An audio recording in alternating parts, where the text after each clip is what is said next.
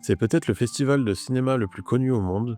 Chaque année au mois de mai, tous les yeux sont rivés sur le tapis rouge à l'occasion du festival de Cannes. Pendant 2 semaines, les plus grands réalisateurs, les stars internationales, les producteurs, les journalistes et les passionnés se donnent rendez-vous sur la Croisette. Chaque année, les producteurs viennent à Cannes pour une seule chose, présenter leurs films et décrocher la Palme d'Or. Mais il n'y a pas que ça. En parallèle de la compétition officielle, des films très attendus, parfois même des blockbusters, sont projetés hors compétition. C'est là que débarquent les plus grosses stars. Cannes devient alors une vitrine mondiale entre art et spectacle, où le cinéma indépendant côtoie les superproductions. Et chaque année, tout commence par une affiche. Une seule image pour représenter tout ça, le cinéma, l'art, les émotions, les stars. Du coup, j'ai eu envie de me lancer un petit défi.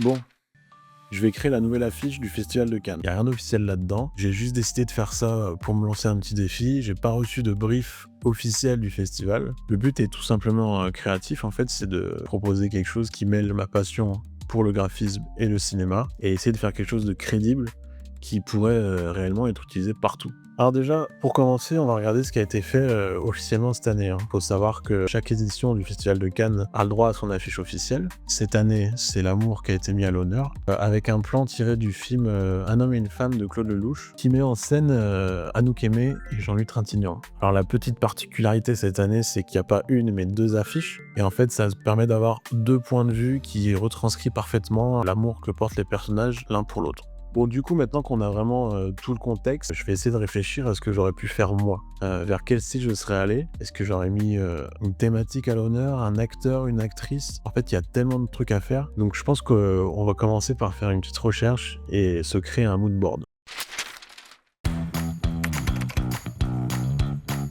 Première étape, je vais chercher un peu toutes les affiches officielles du festival, année après année. Je veux comprendre ce qui revient un peu, ce qui évolue, ce qui a marqué. Et au-delà des affiches aussi, j'aimerais bien capter l'atmosphère globale du festival. Il y a la Croisette, il y a le tapis rouge, les palmiers, le soleil, la Côte d'Azur. C'est un mélange quand même assez unique entre le glamour et le cinéma. Alors je rassemble tout ça sur un mood board que je crée sur Illustrator. Alors je vois que je suis déjà en train de partir un peu dans tous les sens. Ce que je vais faire 3 lignes directives. Alors ça c'est un conseil que je donne souvent quand on fait de la création de logo, une affiche ou en fait n'importe quoi de créatif. Ça prend un peu de temps de réflexion, ça permet de savoir où on va vraiment et d'avoir l'idée globale bien en tête. Et au final, ça va te permettre de gagner pas mal de temps. Du coup, je vais faire une idée forte qui raconte quelque chose autour d'un film ou d'un acteur, un design graphique élégant, digne de l'image de Cannes, et un format pensé pour tous les supports. Voilà le moodboard terminé. Alors c'est un moodboard tout à fait classique. Ça te permet d'avoir tes idées au clair sur papier, toute l'atmosphère que tu veux retranscrire. Ça va vraiment me servir de guide pour la suite. Là on arrive à la fin du premier jour de ce défi. Je vais aller me poser un peu et demain je commence la création de l'affiche. Jour 2 du défi. Alors j'ai pas mal réfléchi cette nuit à ce que je pouvais faire un peu pour l'affiche, la composition et tout ça. Donc je sais à peu près où je vais. Je vais commencer déjà à chercher des fontes. Si t'es graphiste, tu sais que ça prend pas mal de temps. Ensuite, je vais m'attaquer au logo du Festival de Cannes. Il faut que je trouve la fameuse palme d'or et que je l'intègre à l'affiche. Et ensuite, il faut que je trouve un acteur, une actrice ou une scène de film que j'aime bien pour pouvoir commencer vraiment à avoir les premières bases de l'affiche. Donc c'est parti.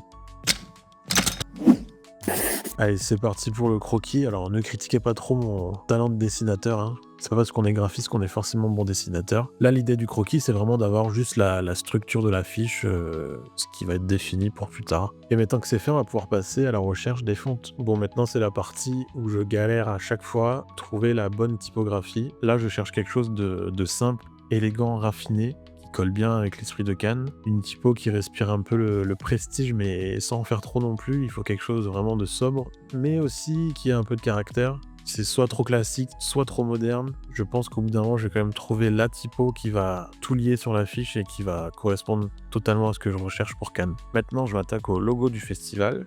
Je vais le vectoriser pour enlever toutes les pixels et pouvoir mettre de la couleur que je veux.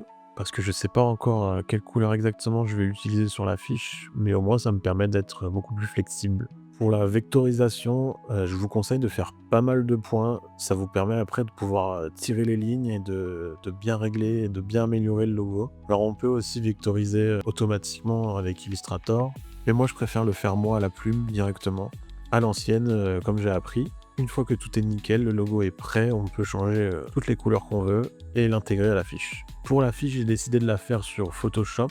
Alors je vais partir sur un format 45-60.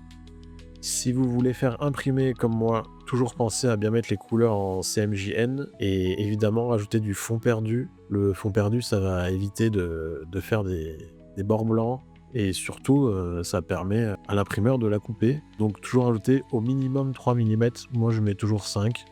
Mais au final, c'est vous qui décidez. Bon, j'ai vectorisé le logo du festival. Je pense que j'ai trouvé la police. Maintenant, il faut que je trouve une scène forte d'un film ou un acteur ou une actrice qui pourrait vraiment matcher avec l'esprit de Festival de Cannes. Donc je réfléchis un peu à mes films préférés. Le problème, c'est que moi, je suis fan de films d'horreur, en fait. Et ça colle pas vraiment avec l'esprit de Cannes. Il y a un de mes films préférés qui est La La Land qui collerait bien avec Cannes, mais je trouve que c'est pas très original. Donc je vais continuer mes recherches pour trouver la scène ou l'acteur ou l'actrice parfait pour l'affiche. J'ai lancé des recherches d'affiches sur des sites internet où ce sont des artistes qui créent plein d'affiches. Alors j'ai vu plein de trucs cool, je me suis un peu perdu sur le site parce qu'il y avait tellement de belles choses, mais malgré tout ça je trouve pas la bonne idée, je trouve pas le truc, j'arrive pas à trouver la bonne actrice ou le bon acteur. J'ai plein d'idées de scènes de films mais ça colle pas forcément à Cannes, donc je commence un peu à désespérer, je sais pas trop quoi faire. Vraiment c'est beaucoup plus compliqué que ce que je pensais, ça fait des heures que je cherche des idées là, ça commence un peu à me saouler. En fait, je viens de penser que j'habite à 15 minutes de Cannes. Il y a le festival en ce moment. Je vais tout simplement aller là-bas pour prendre l'inspiration.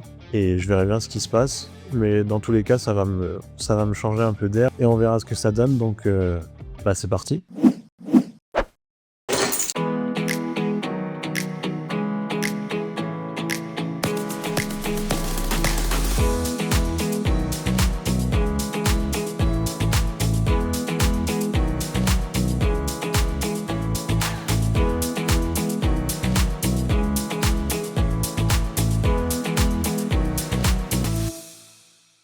Bon, je reviens de Cannes à l'instant, c'était super cool. J'ai vu plein de choses inspirantes.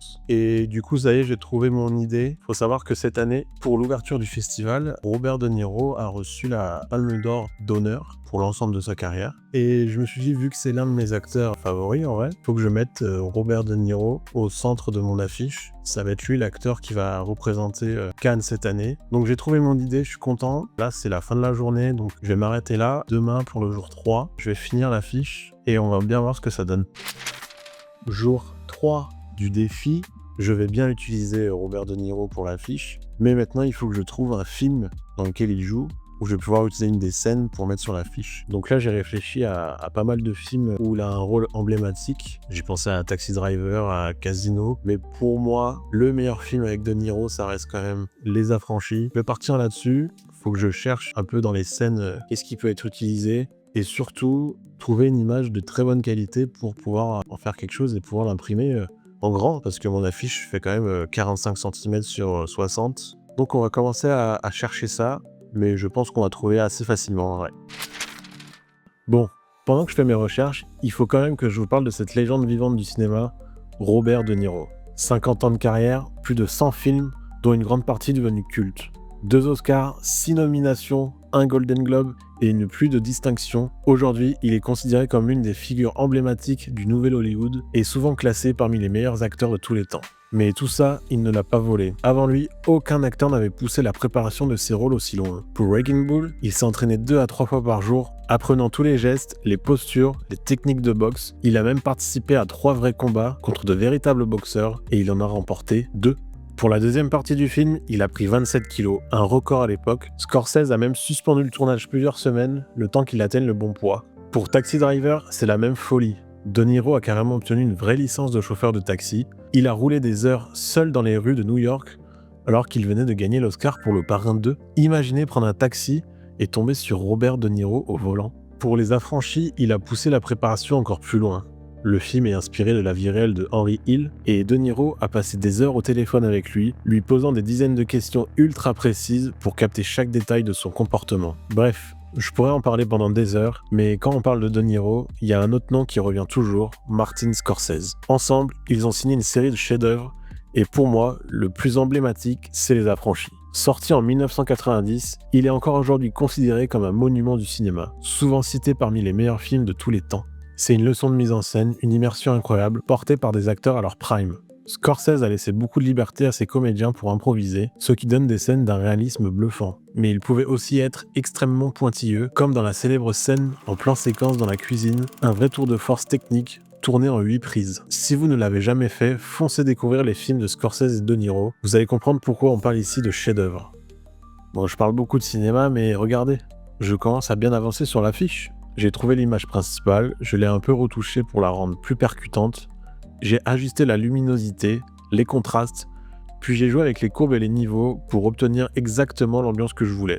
Côté typographie, j'ai enfin trouvé la bonne police, j'ai intégré le 78 en grand au centre de l'affiche. Le but, c'est d'unifier les couleurs pour que l'ensemble reste sobre, élégant, raffiné. J'ajoute aussi un effet de trame, ça donne un petit grain stylé, un côté texturé, et en bas, je viens poser le logo du festival et le reste du texte. Au final, il n'y a rien de très compliqué techniquement, une belle photo, les bons réglages, une bonne compo, et c'est souvent ça qui fonctionne le mieux. Parfois, pas besoin d'en faire des tonnes pour obtenir un résultat fort visuellement. Je vous montre pas tout maintenant, j'ai terminé l'affiche, et on se retrouve tout de suite pour le reveal avec tous les formats. Bon, j'ai l'affiche, j'ai tout terminé, je vous laisse avec le reveal de tous les formats, et on se retrouve juste après pour découvrir l'affiche imprimée.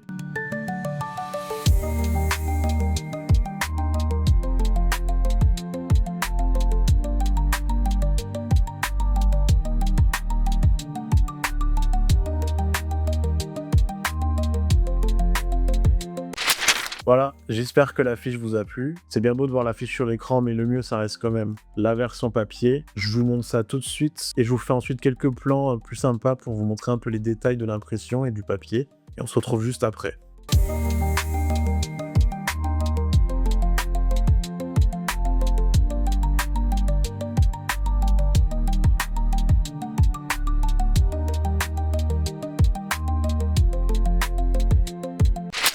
C'est la fin de cette toute première vidéo. J'espère que ça vous a plu. Dites-moi ce que vous en avez pensé en commentaire. En tout cas, moi, j'ai pris beaucoup de plaisir à le faire. Je vais essayer de publier pas mal de vidéos ici. L'idée, c'est de créer des vidéos qui mélangent mon métier de graphiste et ma passion pour le cinéma, la musique, le sport et même la cuisine. À travers mes projets créatifs, je vous montre les coulisses de la réalisation, tout en partageant des anecdotes, des infos insolites, des histoires méconnues et des références. Et c'est ça l'idée de la chaîne, vous apprendre des choses sur le design, mais aussi sur les univers qui m'inspirent. Si ce mélange vous plaît, je vous invite à vous abonner, à liker cette vidéo. Je prépare déjà une nouvelle vidéo, donc je vous dis à très bientôt.